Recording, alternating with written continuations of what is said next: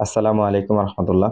দাখিল ২৭ ও ২৮ ব্যাচের শিক্ষার্থীরা, আশা করি আপনারা সবাই ভালো আছেন। আজকে আমি আপনাদের জন্য যে ভিডিওটা নিয়ে আসলাম সেটা হচ্ছে যে আপনারা কি করে আমার লিঙ্ক থেকে পরীক্ষাটা দিবেন সেই জন্য। আমি মনে করলাম এটা একটু ভিডিও আকারে না দেখাইলে হয়তোবা অনেকের প্রবলেম হতে পারে, আবার অনেকে বিষয়গুলো অবগত আছেন। ১ম হচ্ছে কি করবেন, আপনার গ্রুপে দেখেন এই ধরনের একটা লিঙ্ক যাবে আপনার গ্রুপে, সেটা হচ্ছে যে এক্সাম লিঙ্ক। সেখানে ক্লিক করবেন। ক্লিক করার পর আমার ফোন যেহেতু লক, তাই লকের অপশন আছে। আপনাদের লক থাকলে লক কেটে দিবেন, লক আনলক করে দিবেন। তারপরে আপনি এরকম একটা ইন্টারফেস পাবেন। যদি আপনার ফোনে একাধিক ইমেল থাকে তাহলে হয়তোবা এই ইন্টারফেসটা আসার আগেই আরো কয়েকটা আরেকটা ইন্টারফেস আসবে, সেখানে অনেকগুলা ইমেল থাকবে যদি আপনার ফোনে একাধিক ইমেল লগইন করা থাকে। এখন কথা হচ্ছে যদি আপনি একাধিক ইমেল লগইন করা থাকে তখন কি করবেন? তখন হচ্ছে ভাইয়া আপনি যেই ইমেলটা দিয়ে আপনি আমার এখানে জয়েন হয়েছেন, জয়েন হওয়ার সময় যে ইমেলটা দিয়েছেন, সেই ইমেলটাই আপনি কি করবেন? সেই ইমেলটাই আপনি চুজ করবেন। আপনার যদি ৫ টা ইমেল থাকে ওই ইমেলটাই আপনি ক্লিক করবেন। ওই ইমেলটাতে ক্লিক করলেই এই ধরনের ইন্টারফেস চলে আসবে। এই ধরনের ইন্টারফেস আসার পরে এখানে যেই জিনিসগুলা দেওয়া আছে সেগুলো একটু পড়ে নিবেন। আর আপনার এই জায়গায় ১ম এ আপনাদের কি করতে হবে? এখানে আপনাদের একটা টিক মার্ক দিতে হবে। ধরেন আমি একটা টিক মার্ক দিয়ে দিলাম। এরপর আপনার কাজ হচ্ছে যে এখানে আপনার নামটা লিখতে হবে। এই জায়গায় আপনার নাম, এই জায়গায় আপনার প্রতিষ্ঠানের নাম, এখানে আপনার মোবাইল নাম্বারটা দিতে হবে। ধরুন আমি যদি এখানে আমার নাম দেই, আমার নাম হচ্ছে আ রবেল খান। রবেল খান। দেন প্রতিষ্ঠানের নাম হচ্ছে আমি যে প্রতিষ্ঠানে পড়ালেখা করে আসছি সেটার নাম হচ্ছে সালেহ আবাদ। আ সালেহ আবাদ। দেন এখানে আপনি আপনার যেই নাম্বার দিয়ে আমাদের WhatsApp গ্রুপে এন্ট্রি নিয়েছেন সেই নাম্বারটাই আপনি দিতে হবে। কোন সালের পরীক্ষার্থী? আপনি যদি ২৭ সালের হন ২০২৭ লিখবেন, ২৮ সালের হলে আপনি ২০২৮ লিখবেন। এখানে হচ্ছে ইমেইল, এই জায়গা হচ্ছে যে ইমেইল। আমি আমার ইমেইলটা দিব, তাই আমি আমার ইমেইলটা দিয়ে দিলাম। এখন হচ্ছে বাকি কাজ। বাকি কাজ হচ্ছে কি আমাদের এভাবে ৩০ টা এমসিকিউ থাকবে বা যে কয়টা এমসিকিউ থাকা সে কয়টা এমসিকিউ থাকবে। আপনারা কি করবেন? প্রত্যেকটা এমসিকিউ পড়ে আপনারা এখানে যে বৃত্তটা পূরণ করা দরকার সেই বৃত্তটা পূরণ করে দিবেন। এভাবে আমি আমার ৩০ টা পূরণ করে দিচ্ছি। আমার ৩০ টা পূরণ করা শেষ। এরপর হচ্ছে আমার সৃজনশীলের অপশন। সৃজনশীলের অপশন হচ্ছে আপনি এখন কি করবেন? প্রশ্নটা দেখে আপনি কাগজে লিখবেন। সর্বপ্রথম কাগজে লেখার পরে আপনি ছবি তুলবেন। ছবি তুলবেন কি করে? আপনি আপনার মোবাইলটা সর্বপ্রথম হচ্ছে যে মিনিমাইজ করবেন। আমার মিনিমাইজের অপশন হচ্ছে যে ১ম আমি এখান থেকে যদি মিনিমাইজে যাই তাহলে নিচের যেই বরাবর যেই বৃত্তটা আছে আমি এই বৃত্ততে ক্লিক করলে আমার এটা এখন মিনিমাইজ হয়ে যাবে। আমার মিনিমাইজ হয়ে গেল। এখন আমি কি করব? আমি আ আ ছবি তুলবো হচ্ছে যে আমার ধরেন আমি পরীক্ষা দিছি, আমি এই পেজে লিখছি আমি এরকম একটা ছবি তুলবো। এরকম একটা কি আপনার যদি আরো ৫ টা থেকে থাকে আপনি যত পৃষ্ঠা লিখছেন ততটা ছবি তুলবেন। আমি আবার মিনিমাইজ থেকে আমি আমার যেই শিটটা আছে ওখানে আমি চলে আসলাম। এবার হচ্ছে যে, এই যে সৃজনশীলের আপনি যে ছবিগুলা তুলছেন সেগুলো আপলোড করার পালা। আপনি এড ফাইলে ক্লিক করবেন। আপনি যখন এড ফাইলে ক্লিক করবেন তখন এরকম একটা অপশন আসবে ইন্টারফেস।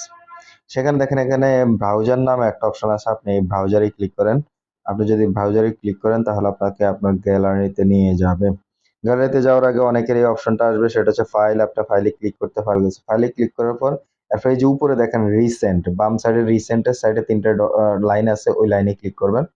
আপনি এখান থেকে খুঁজে দেখবেন যে আপনার গ্যালারিটা কোথায়। আমি নিচে গিয়ে দেখলাম যে এখানে হচ্ছে যে আমার গ্যালারি। আমি গ্যালারিতে ক্লিক করলাম। গ্যালারিতে ক্লিক করার পর এরকম আপনার যে ছবিগুলা তুলছেন এখানে থাকবে। ছবিগুলার চেষ্টা করবেন যে আপনি যে কাগজে লিখবেন সেই কাগজে একটু সিরিয়াল নাম্বার দিয়ে লেখার জন্য ১, ২, ৩।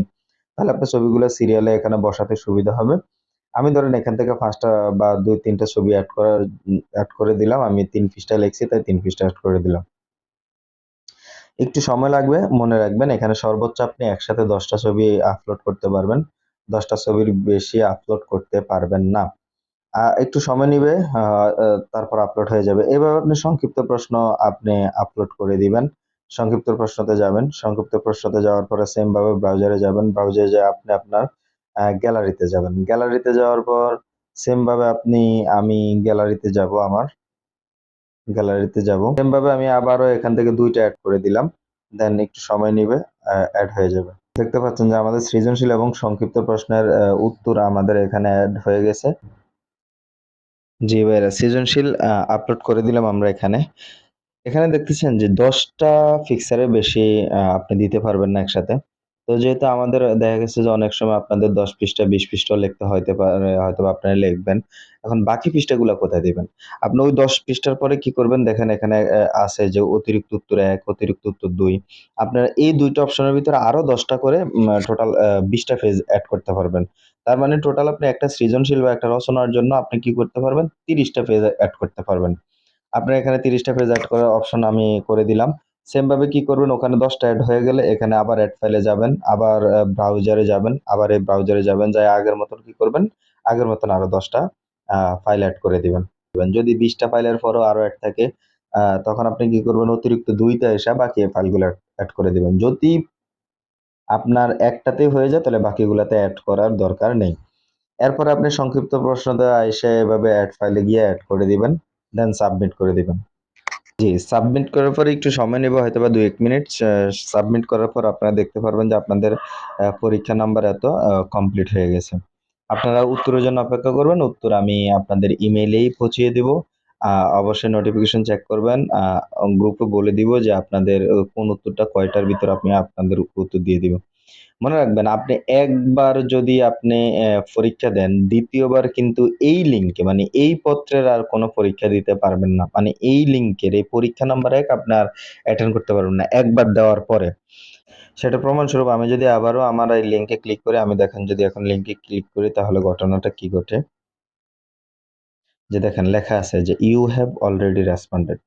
আপনি অলরেডি উত্তর দিয়ে দিয়েছেন, আপনি আর দিতে পারবেন না। সো ধন্যবাদ। এভাবে আপনারা পরীক্ষাটা দিবেন। তারপরেও যদি না বুঝেন তাহলে আপনারা আমাকে আ আ হোয়াটসঅ্যাপ হোয়াটসঅ্যাপে এসএমএস করতে পারেন। আমি ইনশাআল্লাহ আরো সহজভাবে যদি পারি তাহলে বুঝিয়ে দেব। ধন্যবাদ সবাইকে। আল্লাহ হাফেজ।